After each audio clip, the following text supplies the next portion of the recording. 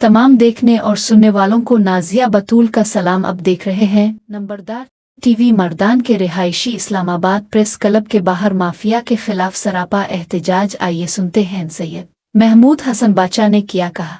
नशीन इस वक्त पूरे से जिनके बुजुर्गों ने अल्लाह की दीन की सरबुलंदी की खिदमत की है, जो इस्लाम का चेहरा है उसको मसख कर रहे हैं, ये जनूनियत पैदा कर रहे हैं माशरे के अंदर, ये माशरे में दहशत गर्दी पैदा कर रहे हैं।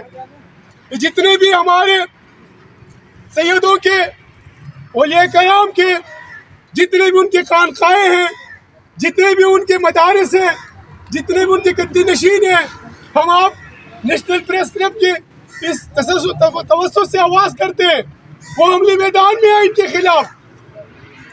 आज अगर वो मेरे पूरे मुर्शद के मज़ार पे कुफर का फतवा लगाकर और चंद फरसूदा किताबों के जरिए जो अगर किताबें कुफर के फतवे पर है, तो मैं अल्टीमेटम देता हूँ, पूरे पाकिस्तान को चैलेंज करता हूँ, आइए जितने भी कुफर की किताबें हैं सबको हम तोलते हैं, जिस पर ज्यादा कुफर का फतवा लगाए लिहाजा वो काफिर हो जाएगा।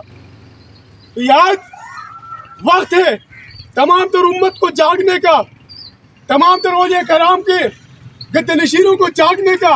इनके खिलाफ ये जो खवारिज हैं, जो दहशतगर्द हैं, जो हिंदुस्तान के एजेंट हैं, जो दीन के दुश्मन हैं, जो अखंड भारत के लिए पाकिस्तान के अंदर फिरकावाराना तसादुम कर रहे हैं, जो फौज के खिलाफ उम्मत मुस्लिमा को लड़ा रहे हैं, क्योंकि पाकिस्तान की फौज पाकिस्तान की शान, पाकिस्तान की पहचान, पाकिस्तान का वक़ार है। चीफ ऑफ आर्मी स्टाफ साहब आप भी सैयद हैं, आप भी अहले बैत हैं।